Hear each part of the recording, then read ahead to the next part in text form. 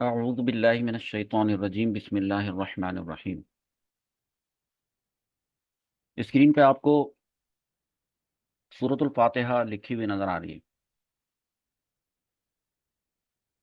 تو سورۃ الفاتحہ کے بارے میں اس کے جو مقام نزول ہے اس کے بارے میں آپ سمجھ لیں کہ اکثر علماء کرام کے نزدیک سورۃ فاتحہ مکہ مکرمہ میں نازل ہوئی تھی، اور امام مجاہد رحمۃ اللہ تعالی علیہ فرماتے ہیں کہ سورۃ فاتحہ مدینہ منورہ میں نازل ہوئی ہے۔ اور ایک قول یہ ہے کہ سورۃ فاتحہ دو مرتبہ نازل ہوئی ہے، ایک مرتبہ مکہ مکرمہ میں اور دوسری مرتبہ مدینہ منورہ میں نازل ہوئی ہے۔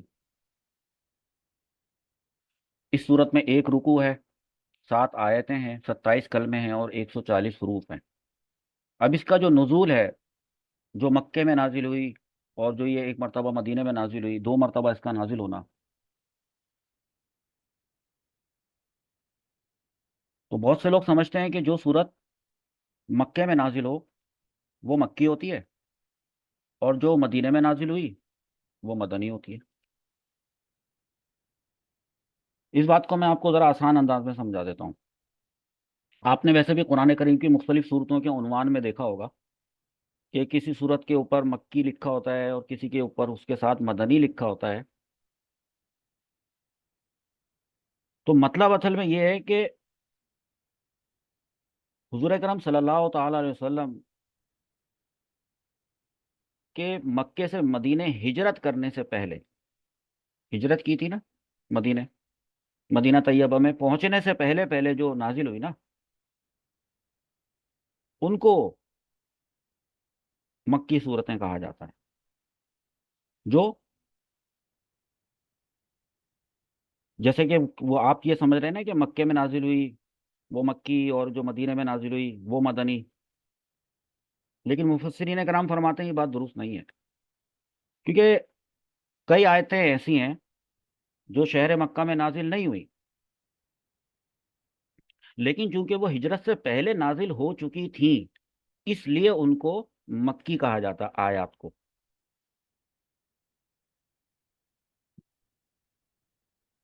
جیسے کہ مینا میں، عرفات وغیرہ میں، اور سفر معراج کے دوران جو آیات نازل ہوئیں وہ ایسی ہیں۔ حتیٰ کہ سفر ہجرت جو مدینے کی ہجرت ہے، اس کے دوران مدینے پہنچنے سے پہلے پہلے راستے میں جو آیات نازل ہوئیں وہ مکی کہلاتی ہیں، وہ ہیں مکی۔ اور اسی طرح بہت سی وہ آیات ہیں جو ہجرت کے بعد نازل ہوئی ہیں، ہجرت کے بعد یقیناً وہ مدینے پہنچ جانے کے بعد وہ نازل ہوئی ہیں، اگرچہ کہ وہ مکہ یا اس کے اطراف میں ہی نازل ہوئی ہوں، وہ ان کو مدنی کہا جاتا ہے۔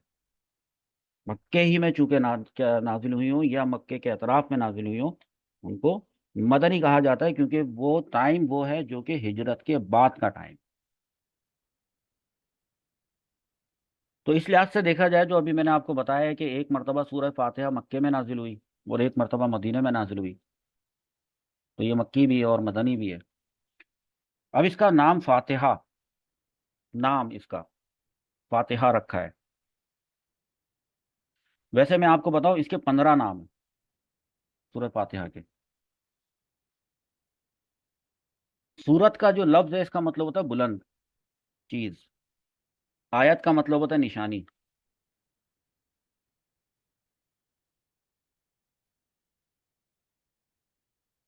اور یہ جو لفظ ہے نا فاتحہ، اس کے حروف اصلیہ فا، تا اور حا، یا آپ عربی گرامر میں پڑھیں گے فتح، کھولنا اس سے مراد ہوتا ہے۔ فاتحتن ہے اصل میں صحیح لفظ، فاتحتن، ٹھیک ہے، فاتحتن کھولنے والی، اور اس کے شروع میں الف لام لگ گیا، الفاتحتن نہیں ہوگا، الفاتحتو ہوگا، آخر سے تنوین ہٹ جائے گی۔ الفاتحتو کھولنے والی، کیا کھولنے والی؟ سورہ فاتحہ سے قرآن پاک کی تلاوت شروع کی جاتی ہے، یہ تو پتہ ہے نا آپ کو، جیسے کہ ابھی ہم کر رہے ہیں۔ اور اسی صورت سے قرآن پاک لکھنے کی ابتدا بھی کی جاتی ہے۔ ابتدا کا ورڈ ذہن میں رکھیں، ابتدا، اس لیے اسے فاتحۃ الکتاب یعنی کتاب کی ابتدا کرنے والی کہتے ہیں، فاتحۃ الکتاب۔ किताब से मुराद कुरान। आप गौर करें कि इस सूरत की जो इब्तिदा है, अऊज़ु बिल्लाहि मिनश शैतानिर रजीम बिस्मिल्लाहिर रहमानिर रहीम के बाद जैसे ही आप सूरतुल फातिहा शुरू करते हैं, तो इस सूरत की इब्तिदा अल्हम्दुलिल्लाह से हुई है, अल्हम्दुलिल्लाह। तो इसी मुनासिबत से इस सूरत को सूरतुल हम्द, यानी वो सूरत जिसमें अल्लाह ताला की हम्द बयान की गई, सूरतुल हम्द भी कहते हैं। तो जब आप अपने नोट्स बना रहे हो और वीडियोस, जब आप अभी नहीं, अभी ना लिखें, जब आप इसको ये रिकॉर्डेड वीडियो की फॉर्म में मिल जाए सबक, तो तब आप इसको पॉज कर करके रोक रोक के तो काम की बातें नोट करें। जैसे कि अभी आपने दो बातें सीखी हैं कि इसको फातिहतुल किताब भी कहते हैं, पहली बात, और दूसरी बात आपने सीखी है कि इसको सूरतुल हम्द भी कहते हैं।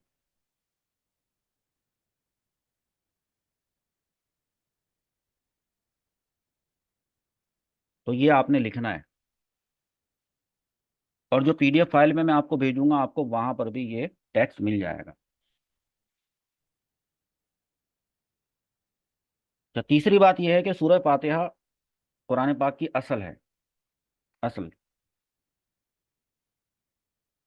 तो इस बिना पर इसे उम्मुल कुरान भी कहा जाता है, उम्मुल कुरान। वैसे का मतलब होता है माँ, ठीक है, और का मतलब असल भी होता है, तो कुरान की असल। ये तो तीसरी बात थी। चौथी बात यह है कि उम्मुल किताब भी कहते हैं इसको। इतनी बात समझ में आई होगी।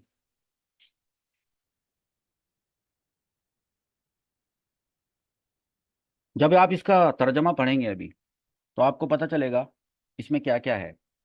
जैसे अभी बताया ना कि इसमें जो ये 7 आयात हैं, इन सातों आयात का जब मजमूई तौर पे आप पढ़ेंगे, तो आपको पता चलेगा दीन के जो बेसिक उमूर हैं, बुनियादी, जो दीन के जो पिलर्स हैं। तो ये पूरी एक जामे सूरत है उसकी, कंप्लीट कहें, मुकम्मल कहें, दीन के बुनियादी उमूर बताने में। तो इस वजह से इसको सूरतुल कंज, कंज, कंज खजाने को कहते हैं, सूरतुल वाफिया और सूरतुल काफिया, इसको ये भी कहते हैं। आपने सुना होगा कि इसकी फजीलत है कि इस सूरत में शिफा है। हुज़ूर अकरम सल्लल्लाहु ताला अलैहि वसल्लम की अभी मैं आपको हदीस बताऊंगा, और यकीनन सूरह फातिहा में शिफा है। इस वजह से कि ये शिफा का बाइस होने की वजह से इसे सूरतुल शिफा भी कहते हैं। और शिफा से ही वर्ड निकला है शाफिया, शाफी, तो इसको सूरतुल शाफिया भी कहते हैं।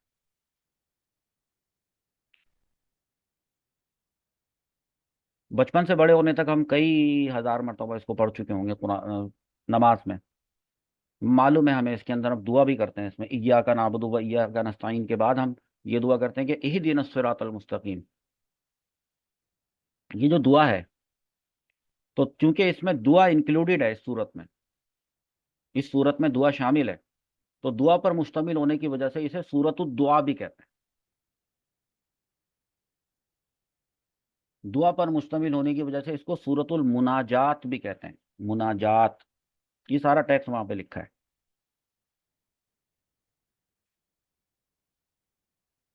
अब आपको मैं सही बुखारी शरीफ की एक हदीस है, 5004, 5004, ये मैं आपको बताऊंगा। आपने देखा कि अभी हमने ऐसा नहीं किया कि बस हम तर्जमा पढ़ना शुरू कर देते कि अल्हम्दुलिल्लाह रब्बिल आलमीन, सब तारीफें अल्लाह के लिए हैं जो तमाम जहानों का पालने वाला है। दरअसल हमें इस सूरत की अहमियत को मद्देनज़र रखते हुए अपने आप को तैयार करना है कि हम ये अब एक ज़रा नए अंदाज में सूरत को पढ़ेंगे। कई हज़ार मरतबा हम इसको तो अपनी ज़िंदगी में पहले पढ़ चुके। तो पहले वाला जो पढ़ा, बगैर समझ के पढ़ा, नहीं समझ में आया कि हम क्या कहते गए, अल्लाह रब्बुल इज़्ज़त से हम क्या अर्ज करते गए, हमें खुद नहीं पता था। चलो ठीक है, अगर किसी को इसका तर्जमा पता था भी, तो अब की दफ़ा जो पढ़ा जाएगा, हम जो अब पढ़ रहे हैं इस वक्त हमारा अंदाज बिल्कुल मुख्तलिफ है। इतनी देर से सूरह फातिहा हमारे सामने है, लेकिन अभी तक हमने इसको पढ़ना नहीं शुरू किया। तो इसका हक अदा करना ज़रूरी है। जैसे अभी मैंने आपको सही बुखारी शरीफ की ये हदीस बतानी है, रेफरेंस आप वहाँ से देख लीजिएगा, 5004। تو کتابوں میں جو ریفرنس لکھے ہوئے ہوتے ہیں وہ بعض مرتبہ جلدوں والی کتابیں ہوتی ہیں تو وہ جلدوں کے ساتھ لکھے ہوئے ہوتے ہیں. میں آپ کو اسی کورس کے دوران احادیث کا صحیح اور درست ریفرنس نمبر مختلف ویب سائٹس اور مختلف حدیث کی موبائل اپلیکیشنز کے ذریعے ڈھونڈنا سکھاؤں گا. حضرت ابو سعید بن معلہ رضی اللہ تعالیٰ عنہ فرماتے ہیں کہ میں نماز پڑھ رہا تھا تو مجھے نبی کریم صلی اللہ تعالیٰ علیہ وآلہ وسلم نے بلایا، لیکن میں نے جواب نہیں دیا. تو جب نماز سے فارغ ہو کر میں بارگاہ رسالت صلی اللہ تعالیٰ علیہ وسلم میں حاضر ہوا تو میں نے عرض کی کہ یا رسول اللہ صلی اللہ تعالیٰ علیہ وسلم آپ بلا رہے تھے، میں تو نماز پڑھ رہا تھا. تو حضرت محمد صلی اللہ تعالیٰ علیہ وسلم نے ارشاد فرمایا کہ کیا اللہ تعالیٰ نے یہ نہیں فرمایا استجیبوا للہ وللرسول اذا دعاکم؟ استجیبوا، اس میں للہ کے ساتھ وللرسول بھی ہے، کہ یہ نہیں فرمایا کہ اللہ اور اس کے رسول کی بارگاہ میں حاضر ہو جاؤ جب وہ تمہیں بلائیں. یہ سورۃ الانفال کی آیت نمبر 24 ہے، اس کو نکال کے پڑھیے گا.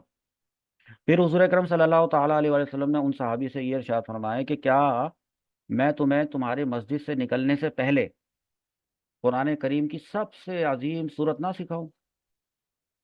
پھر آپ صلی اللہ تعالی وسلم، صحابی فرماتے ہیں حضرت ابو سعید بن معلہ فرماتے ہیں کہ پھر آپ صلی اللہ تعالیٰ علیہ وسلم نے میرا ہاتھ پکڑ لیا اور جب ہم نے نکلنے کا ارادہ کیا تو میں نے عرض کی کہ یا رسول اللہ صلی اللہ تعالی وسلم، آپ نے فرمایا تھا کہ میں ضرور تمہیں قرآن مجید کی سب سے عظیم صورت سکھاؤں گا. تو حضور صلی اللہ تعالیٰ علیہ وسلم نے ارشاد فرمایا کہ وہ صورت سورۃ الفاتحہ الحمد للہ رب العالمین ہے. یہی سبع مثانی، سبع مانے سات، اور قرآن عظیم ہے جو مجھے عطا فرمائی گئی. فرمایا قرآن عظیم ہے پوری صورت کو.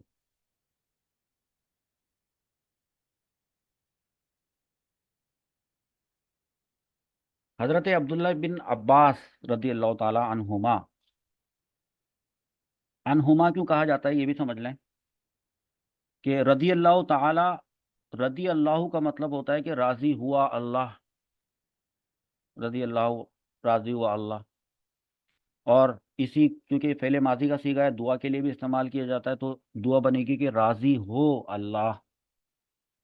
انہو، انہو جو ہو ضمیر ہوتی ہے اس کا مطلب ہوتا ہے اس سے، وہ ایک مرد سے. تو ایک صحابی کا اگر نام لیتے ہیں تو کہا جائے گا انہو، ہو کہا جائے گا. اور اگر دو صحابیوں کے نام لیں گے، دو، تو جو ضمیر آتی ہے وہ ہما ہوتی ہے، تو ہم انہو کی جگہ انہما کہیں گے. میں نے ابھی حضرت عبداللہ بن عباس رضی اللہ تعالی عنہما کہا تھا.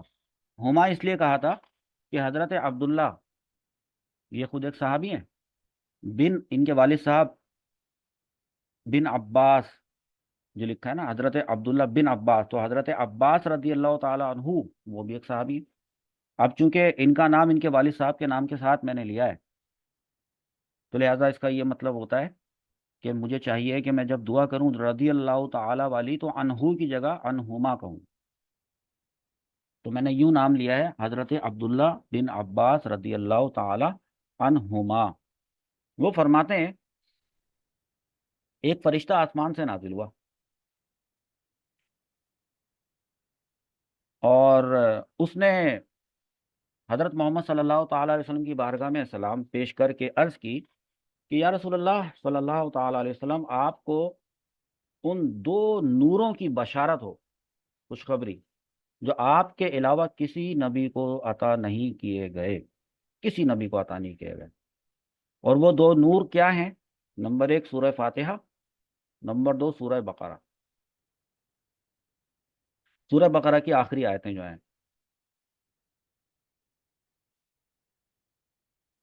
حضرت عبداللہ ابن عباس رضی اللہ تعالی عنہما کی جو یہ حدیث ہے یہ مسلم، صحیح مسلم میں آپ کو ملے گی.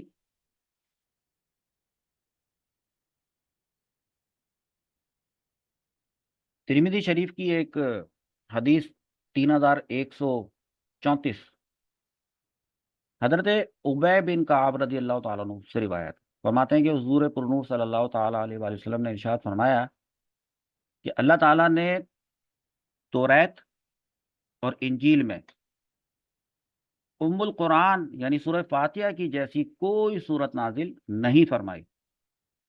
حضرت عبد الملک بن عمیر رضی اللہ تعالیٰ عنہ سے حدیث روایت ہے کہ نبی کریم صلی اللہ تعالیٰ علیہ وسلم نے ارشاد فرمایا ہے کہ سورہ فاتحہ ہر مرض کے لیے شفا ہے، ہر مرض کے لیے۔ آپ تفسیر صراط الجنان جو آپ کو بھیجی ہے کتابی صورت میں، جو ابھی بھیجوں گا، اس میں آپ جب دیکھیں گے تو آپ کو اس کا ریفرنس نمبر وہاں سے ملے گا، شعب الایمان کتاب حدیث کی، اور اس کا حدیث نمبر 2370 ہے۔ تو الحمدللہ رب العالمین کے ہم نے اس صورت کے بارے میں قبل اس کے کہ ہم اس کو پڑھتے کافی معلومات اللہ رب العزت نے ہمیں عطا فرمائی۔ ہے کیا ویسے اس صورت میں؟ اللہ تعالیٰ کی حمد و ثنا کا بیان ہے نا، اللہ تعالیٰ کے رب ہونے کا، دیکھیں رب العالمین، اس کے رحمان ہونے کا، اس کے رحیم ہونے کا، تمام مخلوق کے مرنے کے بعد دوبارہ زندہ کیا جانے کا، ہے نا، یوم الدین، حشر کا دن، قیامت کا دن، اور پھر اسی کا مطلب جزا کا دن۔ تو قیامت کے دن ان کے اعمال کی جزا ملنے کا ذکر ہے۔ آپ یہ دیکھیں کہ وہ جو ابھی کہا تھا کہ کمپلیٹ ہے، جامع ہے، تو کتنی جامع ہے؟ اور صرف اللہ تعالیٰ ہی کے عبادت کے مستحق ہونے کا، صرف اللہ تعالیٰ ہی عبادت کا مستحق ہے۔ ایاک نعبد کے اندر صرف تیری ہی عبادت کرتے ہیں، اور کسی اور کی عبادت کر ہی نہیں سکتے،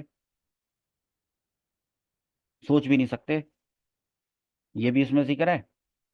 اور حقیقی طور پہ اللہ تعالیٰ کے مددگار ہونے کا وہ بھی ذکر ہے، نستعین۔ پھر دعا کے آداب پتہ چل رہے ہیں اس سے، کیونکہ اب یہ بندہ جو ہے جس نے اتنی پڑھ لی الحمدللہ رب العالمین، اللہ تعالیٰ کی حمد و ثنا بیان کر لی، اس کو رحمان کہا، الرحمن الرحیم، رحیم کہا، اللہ تعالیٰ کی دی ہوئی توفیق سے اس کی صفت بیان کی کہ مالک یوم الدین۔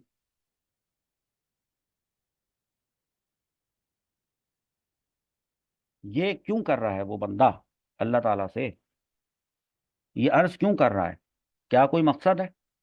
ہاں مقصد ہے، وہ دراصل اللہ تعالیٰ سے کچھ طلب کرنا چاہتا ہے، کچھ مانگنا چاہتا ہے۔ وہ آگے مانگنے والا ہے، اہدنا الصراط المستقیم، ابھی وہ مانگے گا، یہ پڑھے گا وہ، لیکن اس پورے پیٹرن سے پتہ یہ چل رہا ہے کہ اس نے ڈائریکٹ اہدنا الصراط المستقیم نہیں پڑھا تھا، کہ بس وہ نماز میں کھڑا ہوتا اور یا ویسے دعا کے لیے بیٹھتا، ہاتھ اٹھاتا اور کہتا یا اللہ ہمیں سیدھے راستے پر چلا، یہ نہیں ہے، ایسا نہیں کیا، بلکہ ایک پورا ایک تمہید بندی، کسی کام کو شروع کرنے سے پہلے اس کا جو ایک پورا پروٹوکول ہوتا ہے، جس کو کہتے ہیں دعا کے آداب، ادب کا طریقہ یہ تھا، حمد و ثنا بیان کی، اللہ تعالیٰ کی صفات بیان کی، اور پھر یہ اظہار کیا کہ ایاک نعبد و ایاک نستعین، یا اللہ تو تیری ہی عبادت کرتے ہیں، یا اللہ تعالیٰ حقیقی طور پہ تجھ سے ہی مدد مانگتے ہیں۔ اب یہ پورے ایک آداب مکمل ہوئے، اس کے بعد اللہ تعالیٰ سے دین حق اور صراط مستقیم کی طرف ہدایت ملنے، یہ جو اہدنا الصراط المستقیم ہے، اور صراط الذین انعمت علیہم، ان لوگوں کا راستہ جن پر تو نے اپنا احسان کیا، نیک لوگوں کے حال سے موافقت، اور پھر غیر المغضوبی، غضب کیے ہوئے لوگوں کا نہیں، جن پہ تو نے اپنا غضب کیا، علیہم جن پر، ولدالین، اور نہ بہکے ہوئے لوگوں کا راستہ۔ تو گمراہوں سے اجتناب کی دعا یہ بھی مانگنا ہے، مانگ لی اس کے اندر۔ تو یہ چند وہ چیزیں بیان کی ہیں جن کا سورہ فاتحہ میں تذکرہ ہے۔ ویسے یہ ڈائریکٹ تذکرہ ہے، ڈائریکٹلی اس کے اندر ہے جو میں نے ابھی آپ کو بتایا۔ تو کبھی کبھار ایسا ہوتا ہے کہ ایک ڈائریکٹ بات ہوتی ہے اور کبھی ہوتی ہے انڈائریکٹ بات۔ انڈائریکٹ اس کو کہتے ہیں اجمالی طور پر، انڈائریکٹلی بھی اس صورت میں بے شمار چیزوں کا بیان ہے، انڈائریکٹلی۔ حضرت علی رضی اللہ تعالیٰ عنہ فرماتے ہیں کہ اگر میں چاہوں تو سورت فاتحہ کی تفسیر سے 70 اونٹ بھروا دوں. کتنی بڑی بات ہے یہ.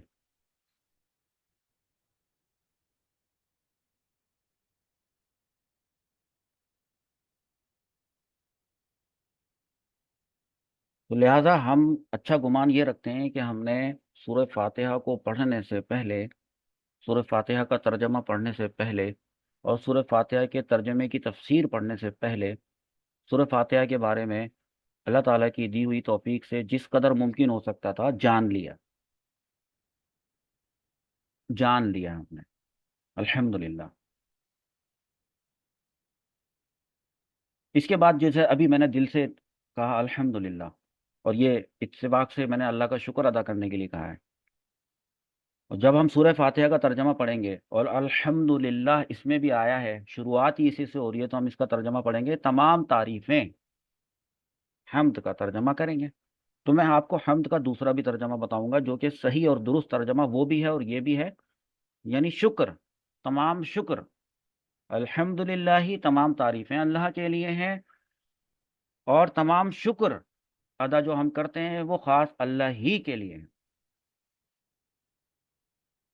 جب ہم سورہ فاتحہ کا ترجمہ اور تفسیر شروع کریں گے تو اس سے پہلے کہ ہم سورہ فاتحہ کا ترجمہ اور تفسیر شروع کر دیں، ہم بسم اللہ الرحمن الرحیم کے بارے میں پڑھیں گے کہ بسم اللہ الرحمن الرحیم دراصل کیا ہے، اور قرآن پاک کی ابتدا میں کیوں لکھا گیا ہے. ہم یہاں سے شروع کریں گے، اور انشاءاللہ عز و جل بسم اللہ الرحمن الرحیم اب ہمارا جو اگلا سیشن ہوگا وہاں سے شروع ہوگا. آج کا سیشن جو تھا وہ سورۃ الفاتحہ کی اہمیت اور اس کی فضیلت اور اس کے بارے میں دیگر معلومات، اللہ تعالیٰ نے ہمیں اس میں کامیاب فرمایا. تو اب ہم چلتے ہیں بسم اللہ الرحمن الرحیم کے بارے میں جاننے کے لیے.